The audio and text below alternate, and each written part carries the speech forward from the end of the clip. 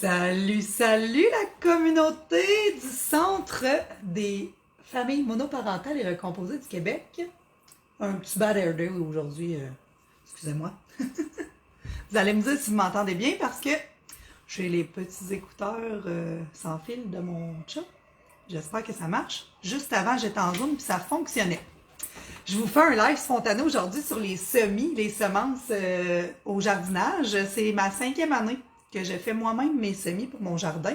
J'avais vraiment envie de partager ça avec vous autres parce que c'est une activité qui se fait en famille, ou en tout cas, ça rejoint beaucoup de gens. Les enfants aiment ça participer à ça, le jardinage. Puis je sais que beaucoup dans mon entourage sont maintenant rendus sur le groupe de l'organisme, sur la communauté. Puis je prends un petit 2 minutes justement pour vous dire merci d'avoir adhéré au groupe. Vous allez avoir un paquet de petites capsules comme celle-ci sur le jardinage ou sur tout autre sujet. Puis je voulais remercier toutes celles à qui j'ai envoyé des invitations qui ont accepté d'être sur le groupe de la communauté du Centre des familles monoparentales et recomposées de Québec. Donc, je commence. Aujourd'hui, on parle jardinage. Je vais vous parler de semis. J'ai quelques petits trucs à vous montrer que moi j'utilise. Puis vous allez pouvoir savoir si ça vous intéresse ou pas. Puis ça va être disponible en rediffusion, évidemment. Donc, écrivez-moi dans les commentaires un petit coucou. Dites-moi si vous êtes en live. Puis pour celles qui seront en rediffusion, ceux et celles qui seront en rediffusion, vous écrirez rediffusion. Donc, première chose, ça vous prend des semences. Je vais juste sortir de ma petite boîte les paquets de semences, d'autres variétés, les tomates. Je vous ai sorti mes beaux sachets neufs de cette année. Pour ma part, je fais affaire avec les jardins de l'Écoumène. Je pratique les semis bio. Donc, c'est l'entreprise québécoise que moi, j'ai décidé de choisir pour mes semences. Ça fait 5 ans, donc 5 ans que je les utilise aussi. Il y a beaucoup de variétés et ils ont des variétés ancestrales. J'en connais plusieurs. J'essaierai de vous mettre plusieurs liens sous la publication de ce live-ci pour que vous puissiez voir un petit peu les possibles semences qu'on a au Québec. Donc, les petits sachets ressemblent à ceci. On a besoin des capsules pour pouvoir faire vos semis, ce qui ressemble à ceci. C'est des capsules de terre qu'on met dans l'eau. Étape numéro 1, mettre les capsules dans l'eau, ce qui donne ceci. Donc, c'est gonflé, c'est plein d'eau, puis c'est prêt à semer. Donc, ensuite, étape numéro 2, je vais juste sortir ma petite serre que je vais pouvoir vous montrer en même temps. C'est l'étape 2. Après que nos capsules ont gonflé, on met nos semences dans l'échappée, un écouteur sans fil. Et voilà. Donc, on met nos capsules dans notre petite serre en plastique. Vous pouvez trouver tous ces articles-là dans votre quincaillerie préférée. Ça peut être aussi chez Walmart, Canadian Tire, toutes ces places-là. Ça peut se commander sur Internet. Ça a l'air de ceci. Je ne vais pas trop le bouger parce que j'en ai quelques-uns dedans. Et j'en ai quelques-uns dedans que le semis a commencé à pousser. Donc, ils sont bien fragiles. Moi, j'utilise un tapis chauffant sous la petite serre, mais c'est vraiment pas nécessaire. Vous n'êtes pas obligé d'avoir de petits tapis chauffants pour vos semis en dessous, mais c'est une nouvelle bébelle que j'ai prise cette année. Je vois une différence, mais j'ai quand même commencé avec les semis seulement là-dedans, pas de tapis chauffant. Donc, après 5 ans, j'ai décidé de m'acheter un tapis, mais c'est vraiment pas nécessaire. C'est vraiment parce que moi, je mettais sur le bord de la fenêtre, qui est comme une bay window. Bow window, le vrai nom, si ma maman écoute, qui travaille dans les fenêtres, c'est une bow window. Puis, c'est froid sur le bord de la fenêtre. Quand je commence, là, exemple, fin février, les piments, je suis le calendrier de ma région, de ma zone de culture. Je suis dans le centre du Québec et ma région est la zone 5. Donc, quand je regarde un calendrier de semences, je vais aller voir pour moi, c'est la zone 5.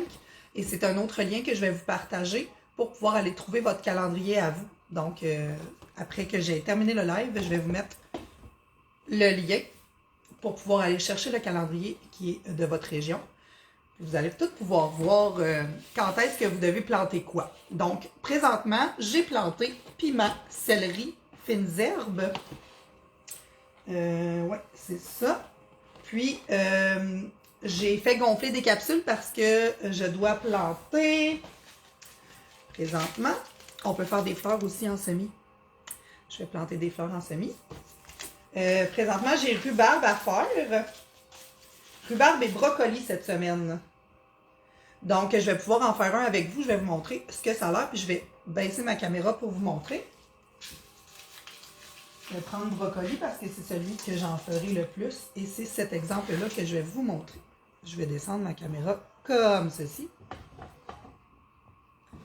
Donc, on ouvre la serre. On place le nombre de capsules qu'on veut avoir. Exemple, je veux 4 plants de brocoli. Ben, je mets 4 capsules dans ma serre, dans ma petite serre en plastique.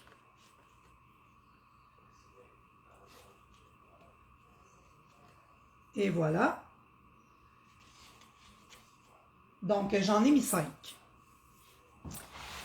Ensuite, sur votre sachet, il est écrit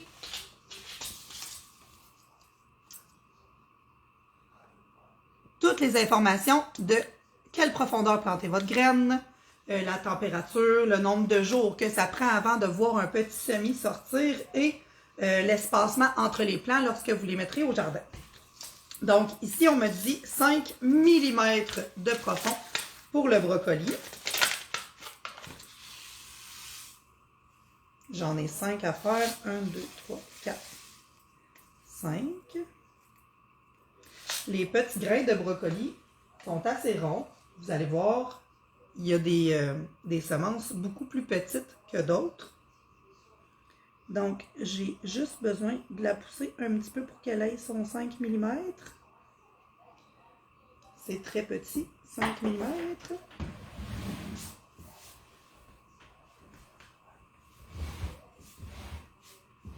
Donc, on va placer les semences dans les capsules. Troisième.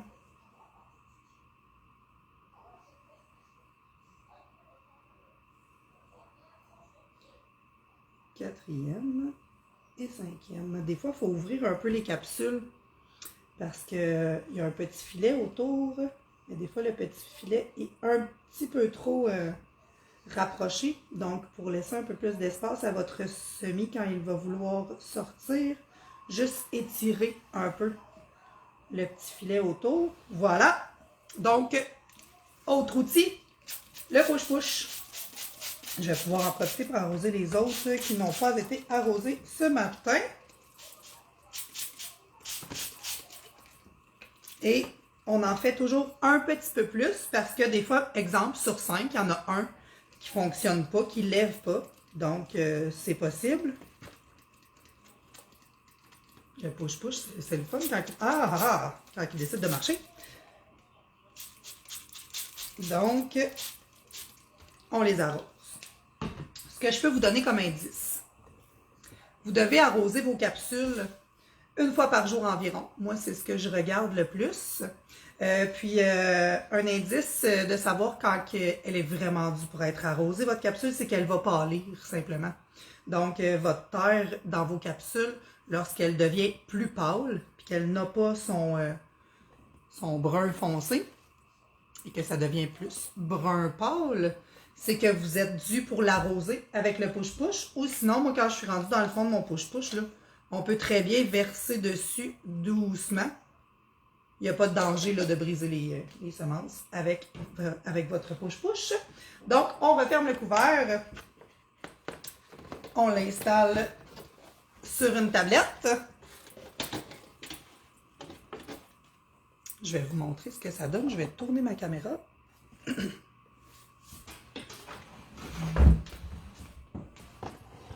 vais vous montrer les étapes que j'ai faites.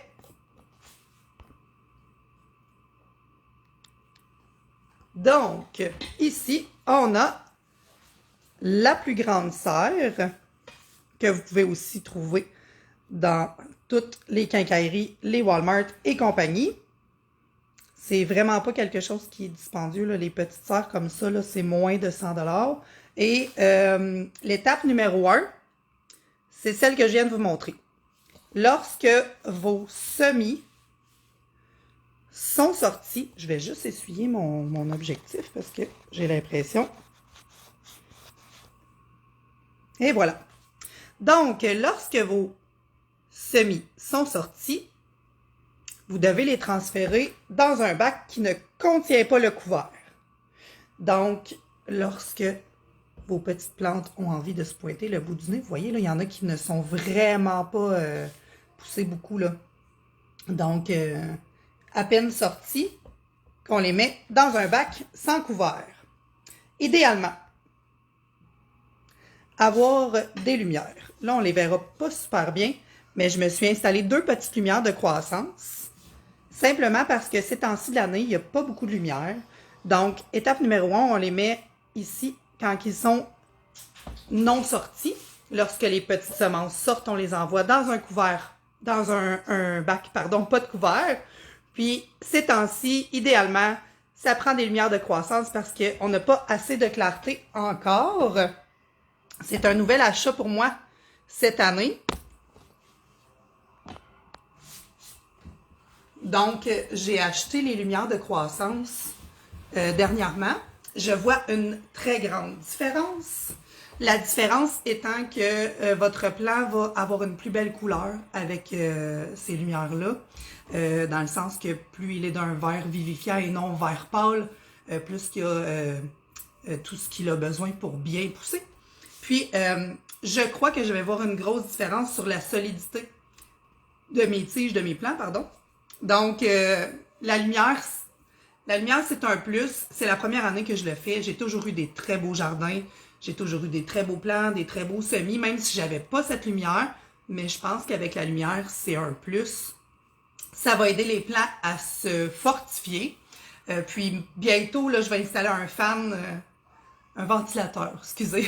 Je vais utiliser un ventilateur pour faire bouger les tiges un petit peu, simplement, bientôt, là, prochainement, pour les habituer à ce qu'éventuellement, dans quelques mois, ils soient dehors au vent, qu'ils aient déjà vécu le vent avant de les transplanter au jardin.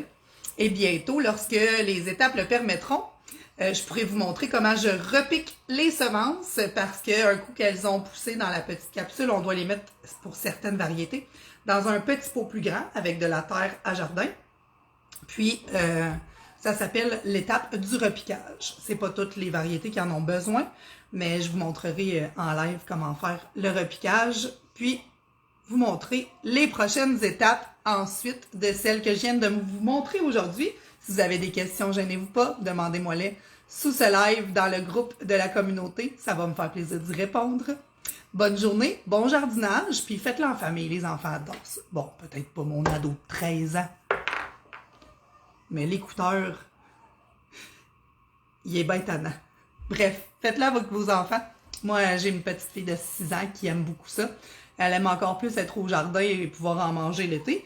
Mais les semis, ça rejoint pas mal tout le monde. Fait que si vous voulez le faire en groupe, si vous voulez le faire en famille, gênez-vous pas. Si vous avez des questions, ben je suis là. Une belle journée!